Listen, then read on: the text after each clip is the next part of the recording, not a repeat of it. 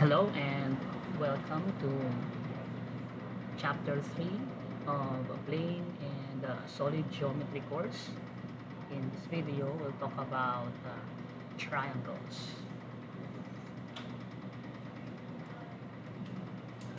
And these are our learning outcomes. At the end of this chapter, you are expected to apply the different postulates and theorems in proving triangle congruence and prove inequalities involving the lengths of the sides of a triangle, the exterior angle of a triangle, and the sides and angles of a triangle. So, the question here is, when do we say that two triangles are congruent? So if we are given two triangles as illustrated in our figure, we can see that we have triangles A, B, and C, and triangles D, E, and F. But the question is, when do we say that triangle ABC and triangle DEF are congruent? Okay, so we can see here also some identical marks. Okay, but first let's talk about identical marks. So identical marks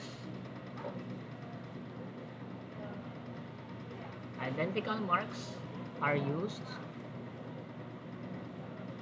to show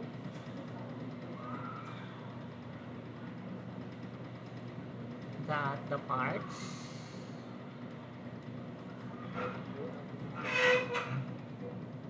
of a triangle are congruent. Okay? Those are identical marks. Now, so to show that triangle ABC and triangle DEF are congruent, first let's have to show their correspondence between their parts, namely their vertices, their sides, and angles. So first, let's show the correspondence between the vertices of triangles ABC and DEF. So for triangle ABC, the vertices, we have A corresponds to B, A, and then we have B corresponds to E, and C corresponds to F. And then for the sides, we know that segment AB corresponds to segment DE rather, and segment BC corresponds, this is the symbol for correspondence, a two-way arrow, corresponds to segment EF, and segment AC corresponds to segment DF. Okay, and for the angles, let's say that angle A corresponds to angle D, and angle B corresponds to angle E, and finally angle C must correspond to angle F. So if we are able to show that these parts are corresponding to each other, then let's have a formal definition of congruent triangles are. To answer our question, when do we say that two triangles are congruent? So we say, by definition, that two triangles are said to be congruent if and only if their corresponding parts can be paired. Okay? such that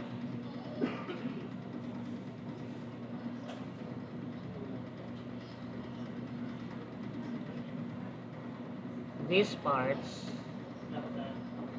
are congruent. Okay?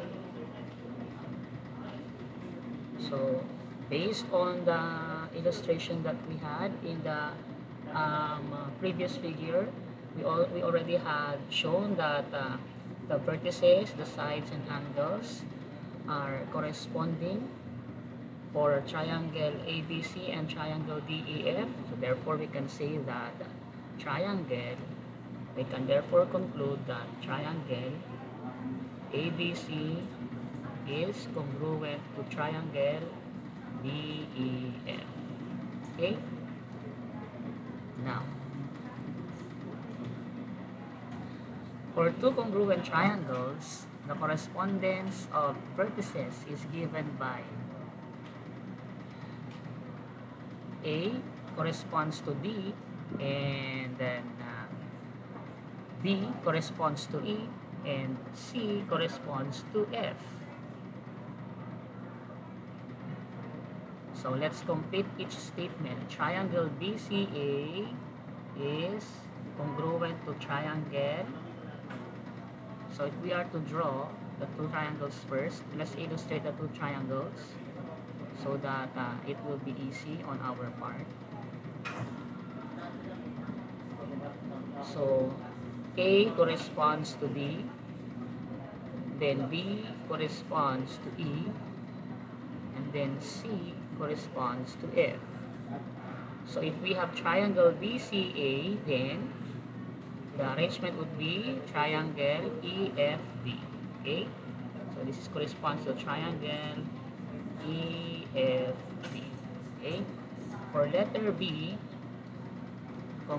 triangle DEF is congruent to triangle. We know that the correspondence of point B is A, so therefore that would be triangle ABC. Okay? Triangle ABC. Again, this reads as corresponds. Okay?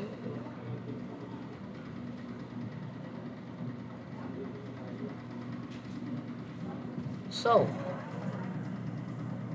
let's have a formal definition of congruent triangles. We say here that two triangles are congruent if the six parts of the first triangle are congruent to the six congruent parts of the second triangle. Okay?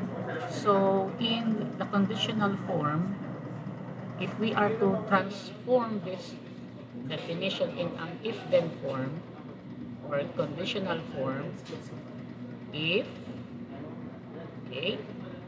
two triangles are congruent, then we say that their corresponding parts are also congruent because the parts are angles, vertices, and the sides. So to simplify this, we just name this one as the corresponding parts. Okay, that is how we define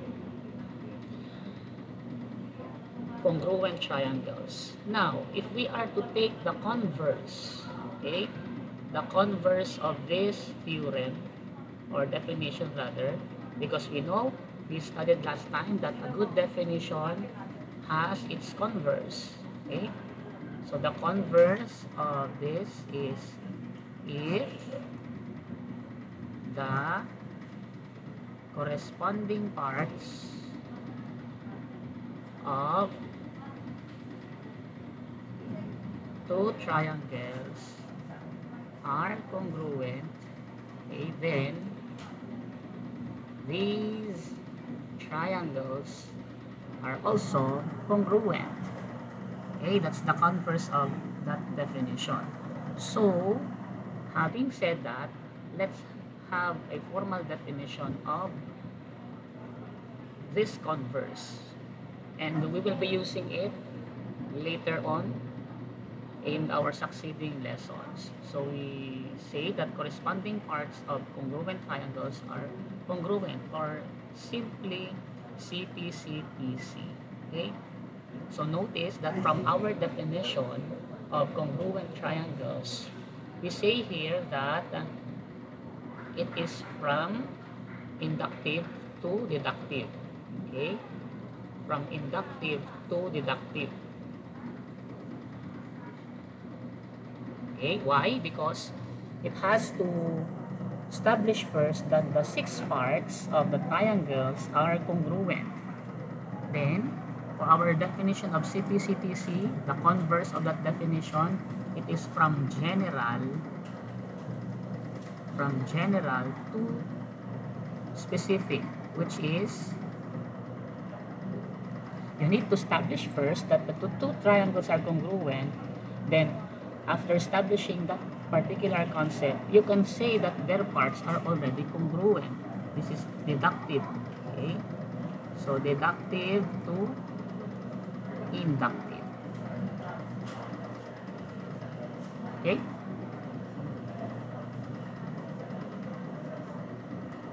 Now, let's have our postulate. So our postulate says that if the 3 sides of one triangle are congruent to the 3 sides of a second triangle, then the triangles are congruent. And that is what we call actually the side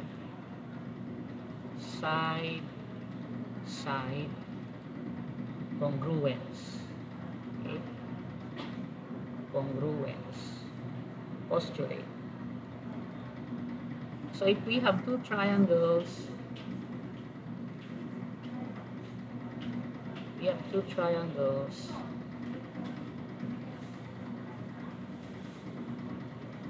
let's say we have triangle RTU, and let's have triangle ATA PC. Okay, so we know that angle R corresponds to angle A, angle T corresponds to angle T, and angle U corresponds to angle C. And if segment RT is congruent to segment AP and segment PU is congruent to segment PC, and finally segment RU is congruent to segment AC, then we say that triangle RTU is congruent to triangle APC by SSS congruence postulate. Okay? So therefore, we say that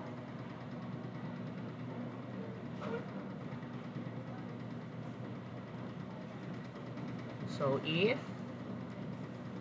segment RT is congruent to segment AP, segment TU is congruent to segment PC, and segment RU is congruent to segment AC, then we can say that triangle RTU is congruent to triangle APC by SSS congruence postulate. Okay, now let's have an example. So given that we have segment AB and segment CD bisect each other at point M, and segment AC is congruent to segment DB, let's prove that triangle AMC is congruent to triangle BMB. Okay? Take note that we have here a word bisect. So meaning to say that AB and CD are bisectors of each other. And based on what we discussed in chapter 1, that the bisectors of a line divides it into two congruent segments. Okay, so first let us illustrate that. So we have segment AB first. Okay, let's draw segment AB. This is segment AB. And let's draw segment CD. Okay, let's draw segment CD. This is segment CD. And we have said already that AB and CD bisect each other. So we can say that this side or this part is congruent to this side. And they bisect at point M. Okay? As well as CM now is congruent to segment DM. Okay? So we are to connect points A and C to form a triangle, as well as we are to connect points B and D. Okay? So that is how we illustrate our given. Okay, now let's prove that triangle AMC is congruent to triangle BMD. Okay?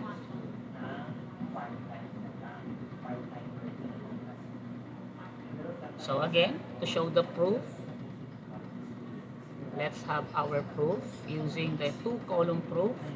So let's have our statements and our reasons. Okay, for number one, of course, it has to always be the given. Okay, so AB and CD bisect each other at point M. Okay, and the reason is always given. Okay, for number two, we already mentioned a while ago that since AB and CD are bisectors of each other, then it follows that they divide. Okay? AB divides CD into two congruent segments, as well as CD divides AB into two congruent segments.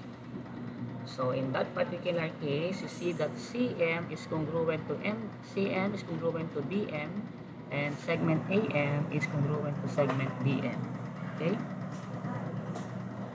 So this is segment AM is congruent to segment BM, and we can also say that segment CM is congruent to segment DM. Okay? The reason is we have the definition of segment bisectors. Okay, next. Number 3. Okay. Let's draw again another information from our given. We have here that AC is congruent to DB. Let's put our identical mark here. Segment AB, AC rather, is congruent to segment DB. It should be DB. Okay. So AC is congruent to DB. Okay. DB according to the given. So this is given, so you will not be confused. Okay, now, so you can see here that we already have three congruent segments. So in the name of this side, and this side. So therefore, we have already shown that these three segments are congruent. Then therefore, we can say that triangle AMC, okay, triangle AMC is congruent to triangle BMD. And the reason is because of the SSS congruence postulate. Okay?